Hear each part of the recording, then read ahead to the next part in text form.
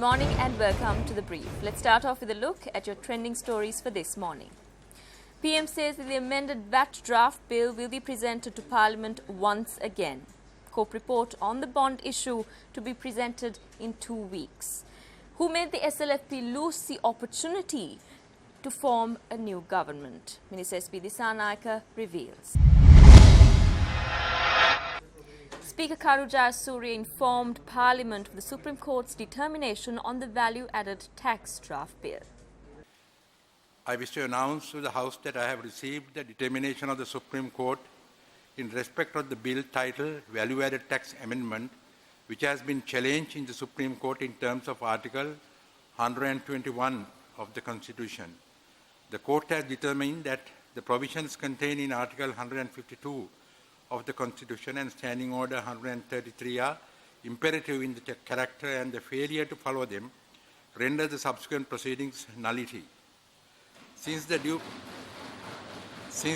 process had not been complied with in terms of Article 78(2) and the 152 in Constitution before the bill was introduced in Parliament, the Supreme Court has made, in terms of Article 120 and 121, read with Article 123 and 152 of the Constitution, that no determination would be made at this stage on the ground of challenge raised by the petitioners.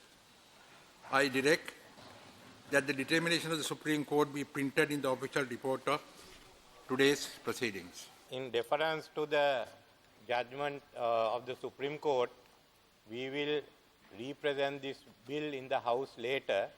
But there are a large number of bills which have become law in this Parliament, last Parliament, and the Parliament before, following the procedure which has been followed in respect of the VAT Amendment Bill.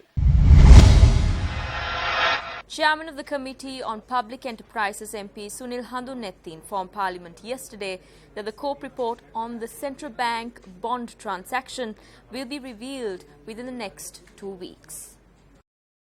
I make a request to remove the obstructions in the standing orders and immediately create a system where the working committee can report its activities to the general public. Most recommendations have not been implemented at cabinet level or at ministries. This has caused us to be unable to reach out our expected progress on certain institutions. In terms of the central bank bond transaction, we hope to table the report on our working committee within the next 2 weeks. The activities of such committees are covered by the media in most parts of the world. The committee meeting of the British Parliament was telecast live. When we were in the opposition, we proposed that these things be open to the media. So yes, let's formulate a system. We are not against it. We are carrying out a study on standing orders. There will be an opportunity to bring in new standing orders. Who deprived the Sri Lanka Freedom Party of an opportunity to establish a government in the previous election? Minister SP Dissanayake expressed these views. Former President Mahinda Rajapaksa was the reason why we were not able to establish a single party rule. We were ready to give Chamal Rajapaksa the candidacy for the post of Prime Minister. President Maithripala Sirisena spoke to Chamal Rajapaksa, and Chamal Rajapaksa was on board with this. Then President Sirisena spoke to Mahinda Rajapaksa about this and asked him to step aside and let Chamal Rajapaksa go instead. But Chamal was stopped by Mahinda Rajapaksa. Then there was a huge debate and they agreed on Gotabaya Rajapaksa, but Mahinda Rajapaksa did not let him through either.